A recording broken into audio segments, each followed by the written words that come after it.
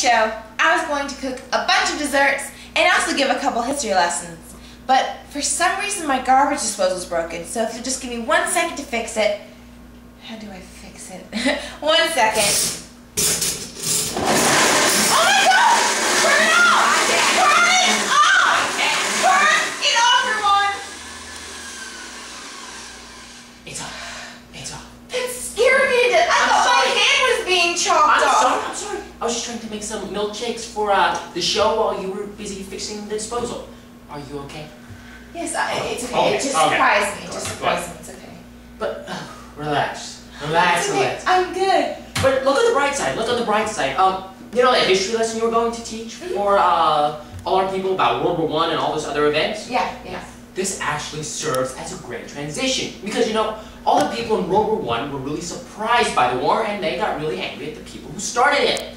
So, say thank you. This is a great transition. Okay, thank you. You're welcome. How about I stick to the cooking part and you stick to the history part. I can have the kitchen, you can have wherever you go. The kitchen's mine. I didn't like this hat anyway. Hi, and once again, welcome to Cooking with Chaos.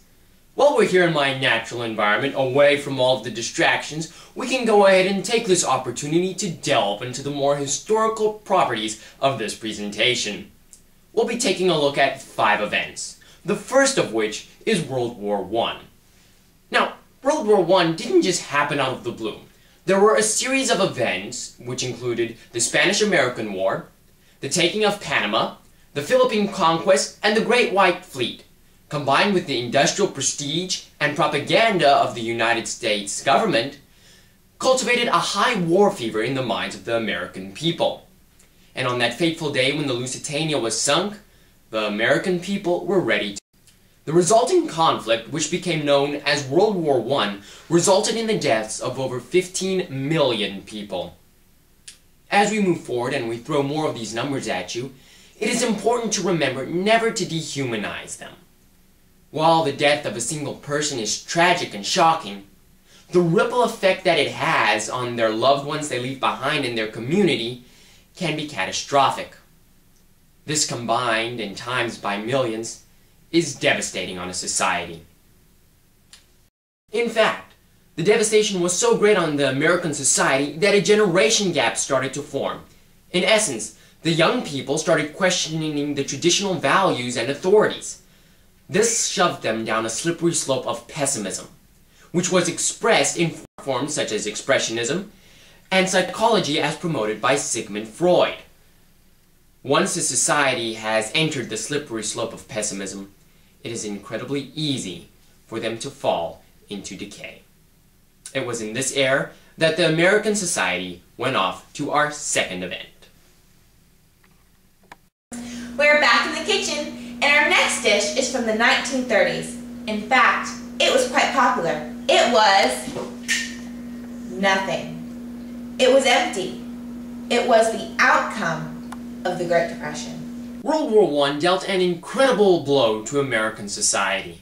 However, the American people have never been without a spirit of recovery.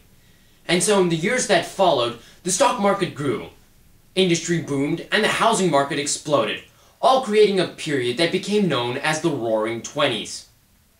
However, all the prosperity ended on Tuesday, October 29th, 1929, when the Great Depression hit. Many Americans lost all of their savings and a majority of their possessions. An unemployment rate of 25% remained for the longest period of time.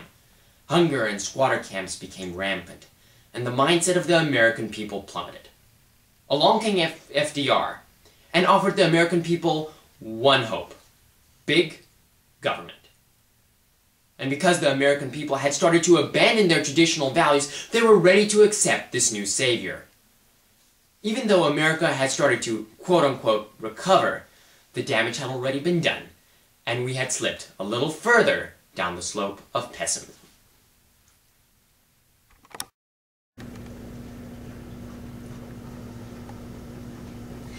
Hi, now I'm baking cookies. All I need is some sugar.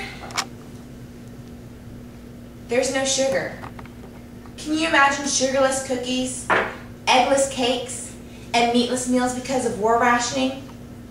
World War II made this a reality. You don't have to imagine it. During World War II, American meals were all about substitutions and rationings. This was because of the havoc on soldiers abroad. Many people differ about the end date of the Great Depression.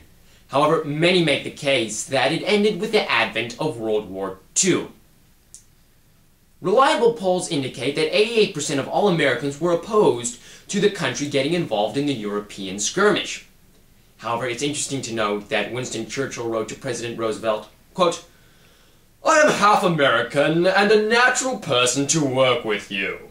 It is evident that we see eye to eye. Were I to become Prime Minister of Britain, we could control the world." We don't know if President Roosevelt agreed, but slightly after this comment was made, he started provoking the Japanese, which later caused the attack on Pearl Harbor. The next day, President Roosevelt referred to December 7th as, quote, "a date which will live in infamy," and offered the American people a war cry. The resulting conflict caused more than 60 million deaths. The social damage that World War II caused was great. The art form of Expressionism, which removed all absolute truth from the picture, became rampant. Rock and roll and other rebellions in music became popular, and the seeds of a sexual revolution was sown. Finally, and certainly not least, scientism became wildly popular. Altogether, the effects of World War II was a repeat of World War I, only they were further reaching and far longer lasting. I'm back and making a pie. Though pies have been a traditional staple in American households since way back then, frozen fruits and vegetables were just becoming a new thing in the 1960s. I'm going to use these frozen strawberries for the pie. This new advanced revolution of refrigeration seemed really cool to the American people. But when John F. Kennedy was shot dead cold, the people were frozen with shock.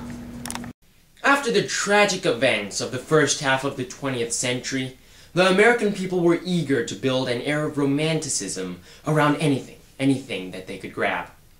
Onto the stage came President John Fitzgerald Kennedy. Along with his beautiful wife and charming family, he instantly captured the spotlight of the American stage. However, on the day that John F. Kennedy was shot in Dallas, romanticism was dashed on the rocks. In the words of CBS correspondent Roger Mudd, quote, "It was a death that touched everyone instantly and directly. Rare was the person who did not cry that long weekend." With romanticism violently ripped from their grasp, and having forsaken all traditional values, the American people aimlessly wandered around in search for meaning. So, I'm making organic dark chocolate for all you hippies out there. See, after all these crises took place, there was the hippie, anti-war, peace, love, drugs, the world movement going on. And this movement only escalated with the coming of the Vietnam War. After World War I, the Great Depression, World War II, and the late shooting of John F. Kennedy, society was at its low point, and they couldn't imagine life being any worse. But then it happened. In 1959, the Vietnam War escalated with United States involvement. The difference between this war and the previous two world wars was that there was new technology, including video camera and television. And the gruesome images sent home was more than the American people could take. They had had enough of chaos and suffering, and quite frankly, they revolted.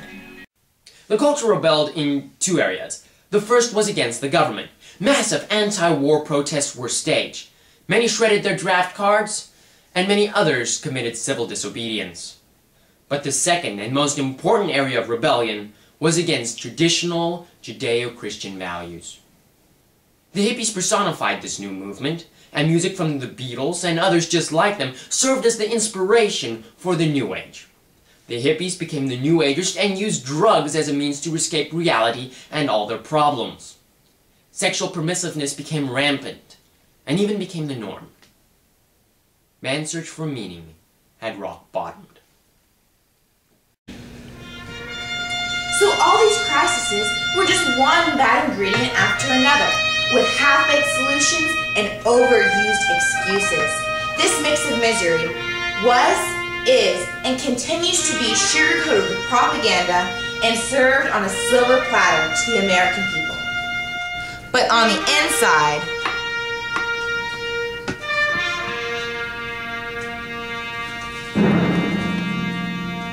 it looks and tastes just as bad as it really is.